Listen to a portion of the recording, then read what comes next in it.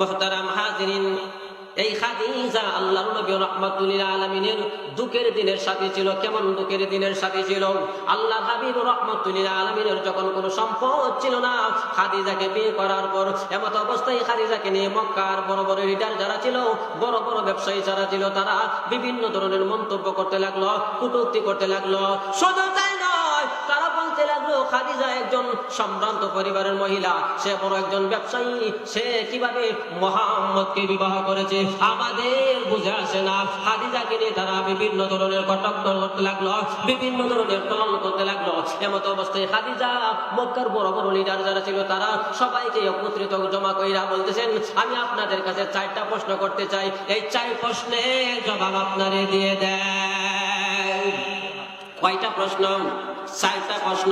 খাদিজা তাদেরকে বলছেন 4টা প্রশ্ন, এই 4টা প্রশ্নের জবাব দাও। তারা বলছে ঠিক আছে, আমরা 4 প্রশ্নের জবাব দেব। 1 নাম্বার প্রশ্ন হলো, বলো আমি যে যুবক মুহাম্মদকে বিবাহ করলাম, বলো ওনার বংশটা কেমন? তারা বলতে লাগলো পৃথিবীর মধ্যে সবচাইতে নামি দামি বংশ হচ্ছে কুরাইশ বংশ, ওনার বংশের চাইতে আর ভালো বংশ পৃথিবীতে হতে পারে না। খাদিজা বলেন তাহলে আমি বংশের দিক থেকে জিতলাম না হারলাম? তারা বলল আপনি বংশের দিক থেকে জিতলেন। সুবহানাল্লাহ। খাদিজা ডাক দিয়ে বলেন, ও মক্কার বড় বড় ব্যবসায়ীরা, 2 নম্বর প্রশ্ন তোমরা শোনো, বলো আমি যেই যুবককে বিয়ে করলাম তার চরিত্রটা কেমন? তারা বলল খাদিজা তুমি কি বলো, উনার চরিত্রের মতো পৃথিবীর মধ্যে এমন দ্বিতীয় আরেকটা চরিত্র হইতে পারে না। যেই লোকটা হলো আলামিন, যেই লোকটা হলো বিশ্বাসী, এমন আমানতদার, যেই লোকেরা আল্লাহর নবী রাহমাতুল লিল আলামিনকে সারাদিন সমালোচনা করত, গালাগালি করত, রাতের বেলা তাদের স্বর্ণ মুদ্রাগুলো আল্লাহর নবীর কাছে আমানত হিসেবে রাখতো। সুবহানাল্লাহ। তারা বলতে লাগলো, ও খাদিজা তুমি কি বলো রে, মুহাম্মাদের চাইতে কত উত্তম চরিত্র লোক আর পৃথিবীর জমিনে কারো হইতে পারে না।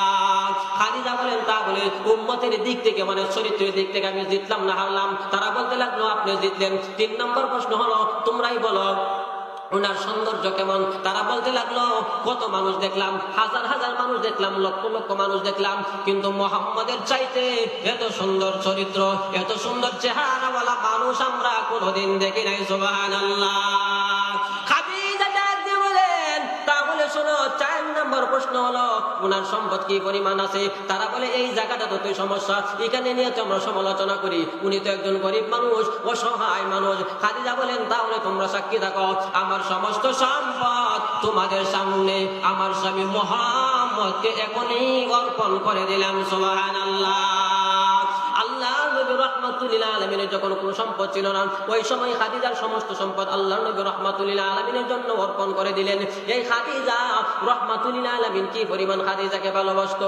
একদিন আয়েশা সিদ্দিকা রাদিয়াল্লাহু তাআলা আনহা কামরার মধ্যে আল্লাহর হাবিব রাহমাতুল লিল আলামিন ছিলেন। এমন সময় খাদিজার বাগ্নি বাড়িতে আসে।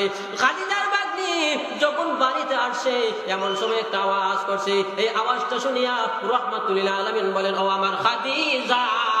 এই কথা বলার সঙ্গে সঙ্গে আয়েশা বলেন, ইয়া রাসূলুল্লাহ, ইয়া হাবিবাল্লাহ, ও নবীজি, আপনি এখন একজন বৃদ্ধা মহিলাকে বলতে পারেন নাই, উনি তো অনেক আগেই মারা গেছে, আপনি কেন ওনার নামটা বললেন? এই খাদিজা এবং ওনার বাগ্নের কণ্ঠ একই রকম ছিল, এই কারণে তিনি খাদিজা বলে সম্বোধন করলেন।